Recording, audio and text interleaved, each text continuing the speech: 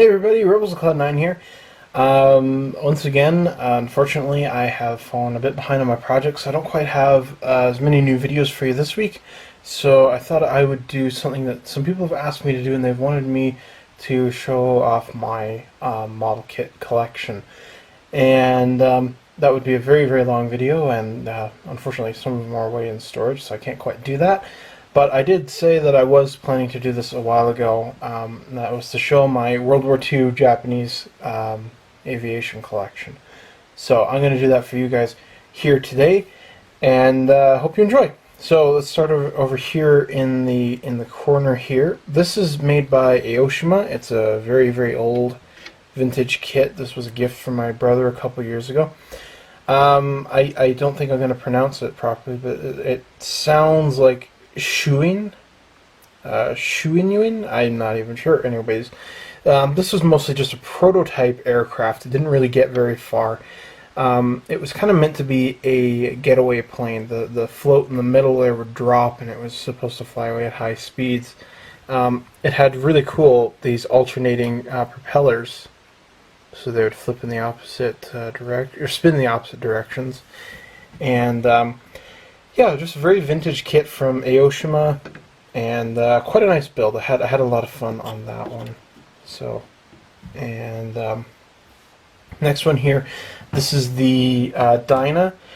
Some of you guys might remember I did show this one off in my latest Dyna build. This was actually the first Japanese aircraft I ever built, and I just found it at a hobby store for about $2, and really don't know why. I just kind of went, I need to build that. I don't know if any of you have ever had that with model kits that you built, that you just saw it and went, I should build that one. I don't know why. I have no interest in it, but I should build that one. And I'm glad I did, because it was a very, very fun model, and I'm really glad that it got me started on building Japanese models here. So the next one, let me just turn the camera here. This is the Val. It is the dive bomber. This is again from Airfix, and I did do a video on this one, and I kind of made up this cool, to me at least, cool paint scheme here with all these lines. They used to do that with a bunch of Zeros and other aircraft. I don't know if they did that with these. They probably did, but it was just a really fun aircraft to do. And then I built the cockpit interiors here. Not a bad kit. It's really not. It's nothing to celebrate about. But if you have one or you find one, it's not bad. It goes together fairly well, and it looks fairly accurate. I think Fujimi makes one. Yeah, Fujimi makes one. It's a lot nicer, and I'll probably try and pick up that one day. I thought this was going to be the new release for 2015 from Airfix, but as you can see, obviously, I was wrong, because we got something else even better. We got the oh shoot, name just let me, Kate. Oh, anyways, you guys will see that one in the future as well. This was a really cool one. I picked this up for I think like $2 at the Nanton Model Show the first year that I went. This is the Judy, and this one in particular, this is built by Fujimi. First Fujimi kit I've ever built. And no, it's not the only one. Sorry, I do have another one in storage. But this was a very fun one to do these wavy patterns on it.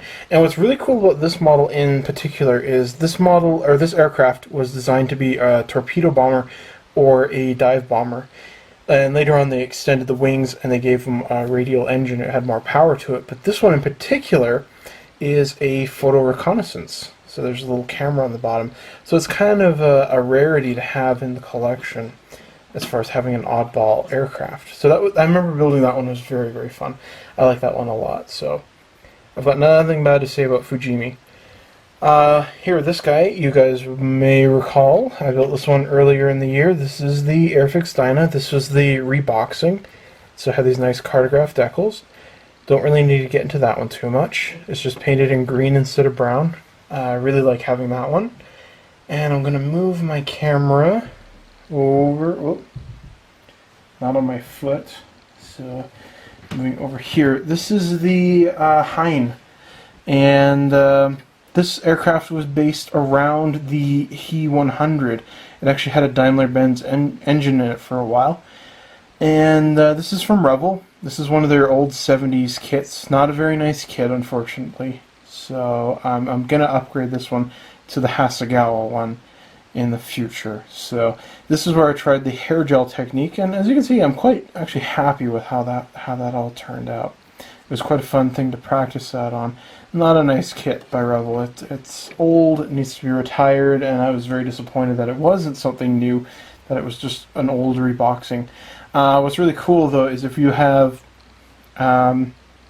this one's issue of Fine Scale Modeler, Aoshima just made a new one of this, but it has a radial engine in it, and it's a later version, which is pretty darn cool. I don't think that has been on the market kind of in a mass-produced model with the radial engine in there.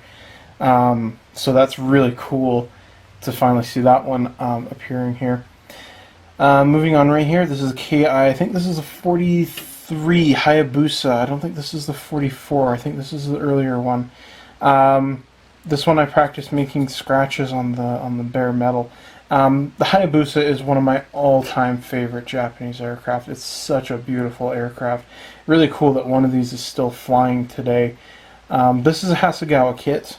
Very, very fun to build. I like this one tremendously. Again, because it's one of my favorite aircraft, so why wouldn't I? And scooching on over here, as you guys saw, here is the Tojo. This is a 1/144th scale model by Minicraft. I also did a video on that one. So this was a really fun model to do, and this was the first time I'd ever built a small scale model. I was really glad to do that. And you can see the Hawker Hurricane right here. He's just sitting there because I don't actually have a spot for him at this point in time, so he'll go up. So this is all going to be moved in the near future, and I'll get to that a little later on. So I'm going to go and skip ahead here and show you guys the Zero collection. Alright guys, let's start over in this corner. I'm just going to tilt this down just a little bit. That should be better here. So this is just, I had to just move the camera over. This is all still the same shelf. This is just the beginning of the shelf. I showed you first the end of the shelf. So starting off here, this is the Hasegawa Egg Zero. So many of you may recall me building that. That's a more recent video. It's a very, very fun model to build. Really enjoyed that one. This is the Hobby Boss A5M. This is the predecessor to the Zero. This is a fairly new tool. I think it's only about 2 years old. It's a fantastic model. One guy at the show, at Nanton show, he had the Fujimi Zero or Claude, and he said that it was better. He said it was the best one of them all, and I just didn't want to pay what he wanted for it. And he was like, "Yeah, it's a $25 kit, and I'm giving it to you for $15." I'm like, sorry, I've got other things, and I've already got one. I can buy another one. It's a very, very good model from Hobby Boss. So if you're looking for something cool from Hobby Boss, I definitely recommend this one. It's really fun. I'd like to buy another one for the alternate camo scheme. So moving down here, this is my first Airfix Zero. This is the one I built years ago, basically when it just came out. And it's all hand painted. Not the best job. As you can see, I used green instead of blue because I didn't have blue. So this is what got me. Oh sure, wreck my place, why don't I? This is what got me into building the Zero in the first place, and I had a rough time with it. You can see the video of its slideshow, but it was really, really fun. Liked it a lot, and bought quite a few more since then. So moving on over here, this is the Airfix New Tooled Zero Gambit. This is the one that comes with the starter kit. It's in Pearl Harbor markings, and this one I'm really happy with because it's all gray, and the panel line wash just really shows out on this one. I love it. This is a very fun model. The only problem with it is it does not have all the stencils that it needs. It's very unfortunate for an otherwise basically perfect model. I shouldn't say perfect. It's like 90% there. It's almost perfect. 95%, I guess. So here in the shadows, this is the newer Zero that I built. It's still the Airfix one, but I built it more correctly to the box specifications. You can see here, I did not paint the stripe or the wavy lines. I just made a curve, which is typical of the Zero. And this one I went ahead and weathered up. Very, very fun to do. and you can all see that in the video builds that I did of that one. This guy shouldn't need any kind of introduction here. This is the old school Tamiya Zero, the vintage one. I just did a review and build on this one. Sorry I'm not quite in the light here. But this was a very, very fun model. I already explained a lot about that one. Moving on over here. I gotta tilt this up this way. Go there. Okay. So there you go. This is the Tamiya New Tooled Zero, and unfortunately I just discovered this, but the pitot tube on the wingtip is broken. So I'm probably just going to replace that with some metal. Make my own turned one. But this is the best kit. This is the best Zero kit that you can buy on the market. With the exception of I haven't built the fine molds kit. I don't know if I'm ever going to be building that one. It's very hard to come by, and I thought I found it. I was so excited. It was at a good price. That's the other thing. It was like $20, $10 shipping. I was so excited, and it turned out it was only half of the kit. I went, oh, forget that. I'm not even gonna bother waiting to try and find the other half of the kit. But by far, this is a masterpiece to just put together. If you have one, build it. You will love it. If you're looking for a Zero, try and get that one. They're very easy to come by, and it'll blow your mind away with how amazing it is. It's better than the Airfix Zero. The Airfix Zero is really, really good. Like I said, the Airfix Zero is like 95%. And this is like 99.5% to 100%. It's just amazing to put together. And then the last one here is the Academy Zero. This one I wanted. What the dickens happened there? Oh, did I not glue the thing down? I guess I didn't. Huh? What do you know? I did something foolish. Who would have thunk? Rebels of Cloud9 does something foolish. That's not like him. He never does stuff like that. Yeah. You haven't been watching this for very long. This is the Academy kit, and I wanted this one, and I built it up as Saburo Sakai's late version Zero. This is an A6M5. I forgot to tell you guys what all the numbers are. This is an A6M5C. This is an A6M5. This is the one that they built I think they built this one the most. Yeah, they built the A6M5 the most, and then this one is the one they built towards the end of the war. And the Academy kit is very good. I was totally blown away by how well this Korean company made a Zero fighter, and it's really, really well done. There's a few little omissions that I did not like about the kit. Mainly the cowling for it is too small. It needs to be bigger, and it comes in 3 pieces. And they're very hard to sand down and get the proper shape. But other than that, it's a terrific Zero. It's absolutely wonderful. I enjoyed it thoroughly. So if you have the Academy one, or you can see the Academy one, you'll love it. It's a really, really great kit. Excellent detail in there.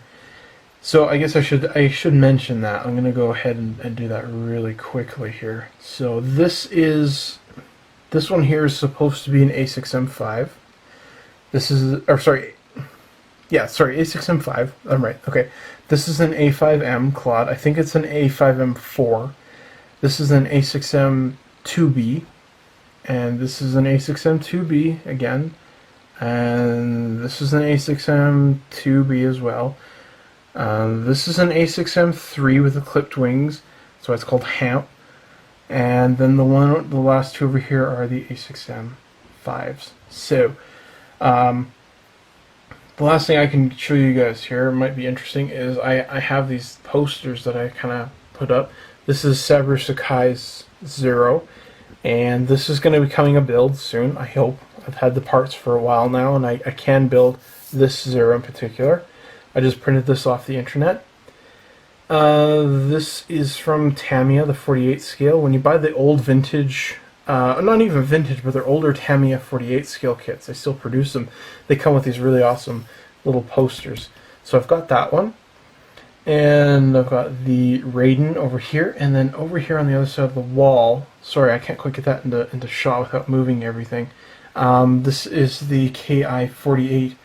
This was sent to me by Patrick, excuse me, during the summer. So this is my shelf of models. I have quite a few zeros that are coming up, so what I'm going to do with the zeros is I'm going to get rid of all the models that are over here. I'm going to put them on the top shelf, and then this is just going to be a wall of Zero fighters. So I'm going to show you guys all the kits that I have that I just haven't built yet. Okay, this is my collection now of Japanese kits, all 72nd scale, because that's what I like to build and collect. All the Japanese kits that I have not yet built, but they will be built eventually. That is the plan. So I'm going to start over here. I think I have two of these. This is the Airfix Zero. I think you guys are quite familiar with these now. I've only got two of them, and I'm probably going to buy a couple more because there's a bunch of variants that I'd like to paint up. And it's a really great kit.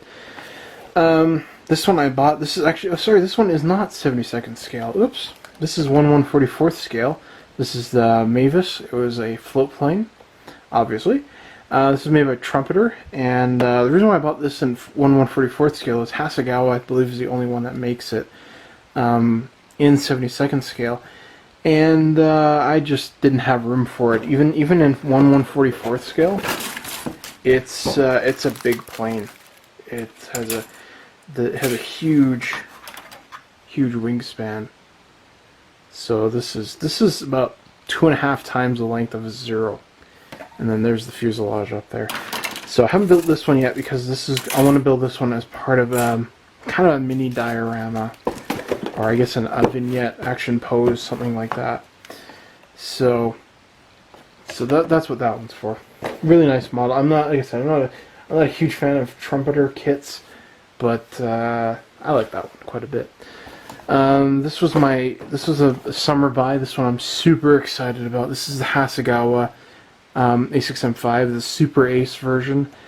Rob at Basic Modeling, he's built this kit before, and it really lit a fire for me to start building the Zero. And I've always wanted to build the same one that he built. And by the time I finally got around to committing myself to buying it, which was about 3 years ago, I learned that Hasegawa put it out of production. There was a modeling company in Korea that was selling these, and I snagged one up. I was not going to let that go. Thankfully, they had 3 in there, so I'm so happy I got this one because I can finally build it. It's wonderful. This is the Frank, the Hayate. Thank you, Greg. By Tamiya. It's an old vintage one. I reviewed this one over the summer, and I do plan on building this one sooner or later. This was one of the ones I picked up at Nanton. This is an A6M3. But I bought this because of the Ace, and this is a very famous Zero. There's famous pictures of it.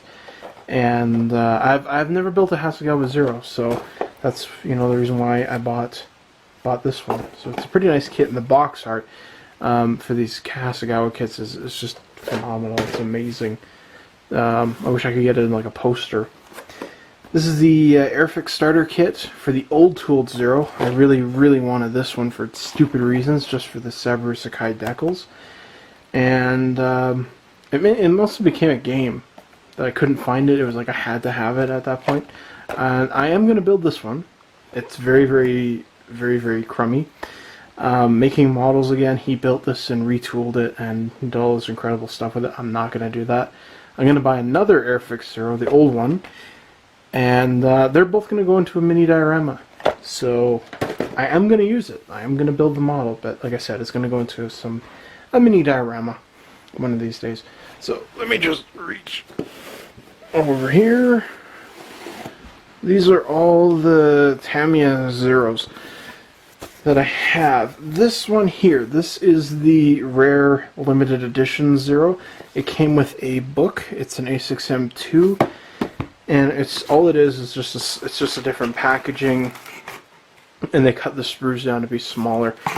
The only other difference here is it comes with a a different decal sheet with 7 options. Actually, sorry, not even 7 options. It comes with 4 other options. So you get the same as you would in the standard kit, which are 3 Pearl Harbor markings, but then you get 4 more here. So it's pretty cool. And what also is really cool is you can't get this kit anymore, and you can't get it outside of Japan. But you can get this one here. You can get this one, and it has a red sticker on here, and it says with 7 decal options. So you can still get it. You just can't get it with the book, which is what that was the reason basically why I wanted it. The 7 decal options, that was just an added perk. So I lucked out on that one completely. So, and I have the book in safe storage on my shelf. It's I covet that book quite a bit for its information. So this is the A6M2B, and this one has the Sabaru Sakai decals. They're right there on the other side of that. And it also has some, I picked these up a while ago, some photo etched seat belts. I don't know if they'll pick up. There they are. So this was going to be a special Sabaru Sakai build. Don't know when I'm going to get to. I keep kind of putting it off. A little nervous about it, to be honest. This one I picked up in September, these next 2. This is the Hamp with clipped wings. This is an A6M3. New tools from Tamiya. Many of you have seen this. I'm going to build this one soon, I think, because there's a couple big projects that I'm working on right now, and when I'm done, I know I'm going to be completely drained. And I wanted to do this one because I just did the vintage one, just to show as a comparison how far Tamiya has come in these recent years. This is the A6M3A. This is the later version of the Zero, of the A6M3. So this went from this to this. They rounded off the wings again, and they added in longer cannons in there, and I believe they added in a new fuel tank. But again, it's a really nice model. I'll get more into those two detail-wise when I get to building them. This is a limited edition kit from Tamiya. It's the exact same thing as the A6M5. I was very disappointed. This is from the movie The Eternal Zero. This was, I believe, the poster for it. There were 3 of these kits. There was the A6M5 in 72nd scale, the A6M5 in 48 scale, and the A6M2B in, again, in 72nd scale. And I missed out on the A6M2B, and I think they've discontinued them. So I'm kind of kicking myself I didn't buy the A6M2B, because it's a very crucial version of the Zero in the movie. But you do get these other ones. These are from the Jinrai Squadron. And the only difference between this is the box art.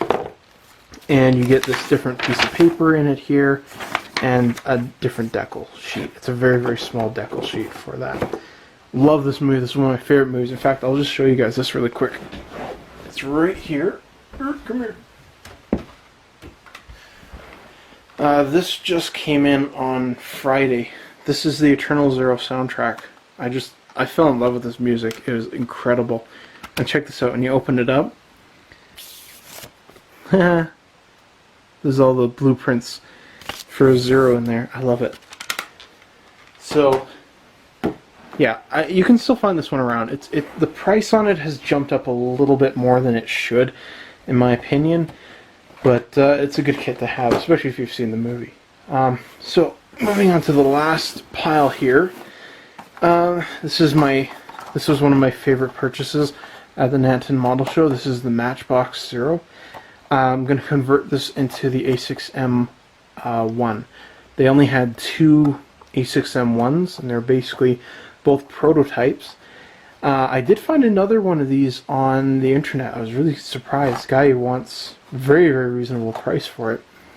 I haven't quite committed myself. I'd like to build both versions of the A6M1, and the Matchbox kit is very, very close to the proportions it needs to be, and I can make it into that. Look at this orange and white.